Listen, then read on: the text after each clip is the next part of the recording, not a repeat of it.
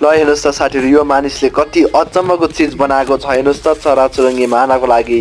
यो उपाय तपाईँहरूले पनि अपनाउनु होला कति सजिलोसँग हेर्नु त केही कुराहरू छोप्नु छ भने हेर्नु त कति सजिलो हेर्नु त यो चरा त पसिहाल्यो नि यो अरू चरा पनि आउँदै छैन त कति सजिलोसँग चराचुरुङ्गी छोप्न सकिँदो रहेछ साथीहरू